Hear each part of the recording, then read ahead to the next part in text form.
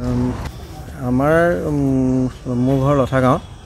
আমাৰ লঠা গাঁৱত খ্ৰীষ্টান ধৰ্মাৱলম্বী মানে হৈছে বুলি সম্পূৰ্ণ ক'ব নোৱাৰি, কিন্তু ধৰ্মৰ প্ৰতি এজন মানুহ প্ৰাঞ্জল ভূঞা বোলা এজনে যে এটা অসুস্থ মানুহ বা এই দুখীয়া মানুহৰ অজুহাত লৈ পেলাই তেওঁলোকে মানে চিকিৎসা কৰাৰ নামত এটা মানুহখিনিক মানে প্ৰলোভিত কৰিছিলে, আৰু তাৰ ফলত কেইজনমান মানে পঢ়ি থকা ছাত্ৰ ছাত্ৰীক মানে হেৰি কৰিছে। আৰু তেওঁলোকক মোৰ ঘৰৰ কাষৰে সপোনজ্যোতি বৰা বুলি কয়, তেওঁক নি আৰু তেওঁৰ যোগেদি পৰিস্মিতা আৰু ৰীতাঞ্জলি বুলি ছোৱালীজনীক তেওঁ আজি স্বীকাৰো কৰিছে। হয়, এতিয়া আজিহে গম পাইছোঁ তেওঁৰ যে পঢ়া নামত বা এই নামত প্ৰাঞ্জল ভূঞাই 50,000 টকা দিছে। আজি তেখেতে আৰক্ষী বিষয়াৰ আগত স্বীকাৰোক্তি দিছে। আৰু দ্বিতীয় কথাটো হ'ল এই সপোনজ্যোতি বৰাক আৰু পৰিস্মিতাহঁতক ওদালগুৰিৰ পৰা ধৰি ভৈৰৱকুণ্ড এইবিলাকৰ ভ্ৰমণলৈও তেওঁ মানে লৈ গৈছিলে। আৰু খ্ৰীষ্টিয়ানৰ প্ৰতি মানে তেওঁলোকক প্ৰতিটো ক্ষেত্ৰতে মানে বাইবেল বা এইবিলাকক খ্ৰীষ্টান ধৰ্মৰ কথাবিলাক পঢ়ুৱাই থাকে। বা আচৰিত কথা, সপোন সৰুৰ পৰা মই দেখি থকা হ'লে তেওঁ মানে এই ধৰ্ম আমাৰ সাংস্কৃতিক দিশত খুব আগভাগ লোৱা ল'ৰা আছিলে, কিন্তু এই 2 বছৰ দিন ধৰি পেলাই তেওঁ নামঘৰৰ লগত বা কোনো সাংস্কৃতিক বা ধৰ্মীয় অনুষ্ঠানৰ লগত তেওঁ জড়িত হৈ থকা দেখা নাই। আৰু তেওঁলৈ কেলৈ বেয়া পায় বা কিবা কৰে, পিছৰ মুহূৰ্ততে গম পালোঁ যে তেওঁ ইতিমধ্যে খ্ৰীষ্টানৰ প্ৰতি মানে আসক্ত হৈছে। আৰু খ্ৰীষ্টানৰ এজন প্ৰাঞ্জল ভূঞাৰ মানে প্ৰৰোচনাত তেওঁ পৰি পেলাই তেওঁ বিভিন্ন খ্ৰীষ্টান প্ৰাৰ্থনাবিলাকলৈ যায় বা খ্ৰীষ্টানৰ কাৰ্যসূচীবিলাকলৈ যায়।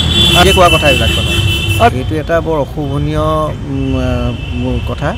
মানে এইটো আমাৰ অনাগত দিনৰ নৱপ্ৰজন্মসকলৰ কাৰণে যথেষ্ট মানে চিন্তানীয় বিষয়, কাৰণ আমাৰ গাঁওখনত শিক্ষা সাহিত্য আৰু ক্ৰীড়া সংস্কৃতিৰ লগত সম্পূৰ্ণৰূপে সকলোখিনি জড়িত। আৰু বিশেষত আমাৰ যি এটা বান্ধ আছে, আমাৰ খাওনপৰাৰ পৰা ধৰি এনেকৈ লঠা গাঁও বৃহত্তৰ এটা অঞ্চল, এই অঞ্চল আমাৰ সকলো বৈষ্ণৱ ধৰ্মী।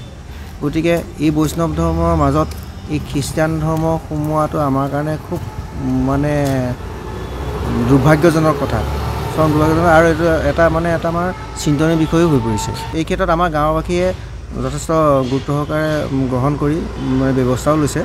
আৰু ইতিমধ্যে যিসকল এই প্ৰতি আসক্ত হৈছিলে কেইবাঘৰো ইতিমধ্যে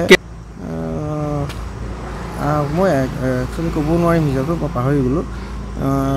কমেও 8টামান পৰিয়াল মানে হেৰি হৈছিলে, তেওঁলোকে কিন্তু নিজৰ ধৰ্মীয় ৰীতি নীতি মতে সংস্কাৰ হৈ আকৌ আমাৰ ধৰ্মীয় অনুষ্ঠানবিলাকলৈ জড়িত হৈ আছে। কিন্তু সপোনজ্যোতিহঁতৰ বৰ্তমানলৈকে কিন্তু জড়িত হৈ থকা নাই।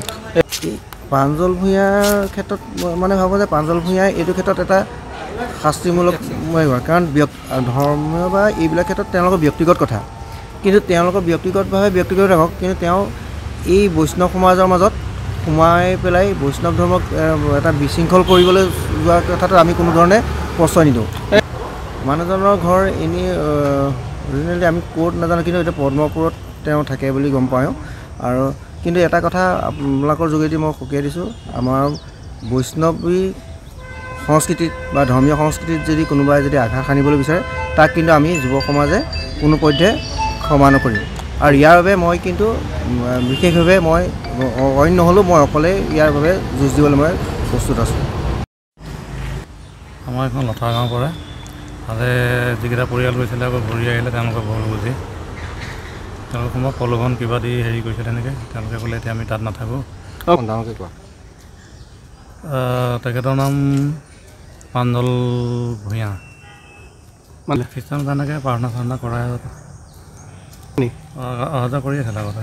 গম পালোঁ এনেকৈ মানুহ যাব পাৰে কাৰোবাৰ গ'লে, সেইটো কথা নাই। তাৰপিছত কথাটো গম পালোঁ মানে যে এনেকৈ প্ৰাৰ্থনা কৰিলে বেমাৰ আজাৰ ভাল হৈ যায়। টিউশ্যনো কৰে নেকি? টিউশ্যন কৰে। তেওঁ এতিয়া ভুলটো স্বীকাৰ কৰিছে, সেইটো ভুল হ'ল। মই এতিয়া হিন্দু বুলিয়ে কৈছোঁ। ঘৰটো আলোচনা হ'ল, নামঘৰটো আটাইকেইটা পৰিয়ালে হৈ আহিলে, আমাৰ ভুল হৈছিলে। এতিয়া আকৌ আগৰ মূল খুঁটিলৈ ঘূৰি আহিলে। ওপৰতে শাস্তিটো হ'বই লাগে, এনেকৈ ধৰ্মান্তৰণ কৰাটোতো বহুত ভুল কথা।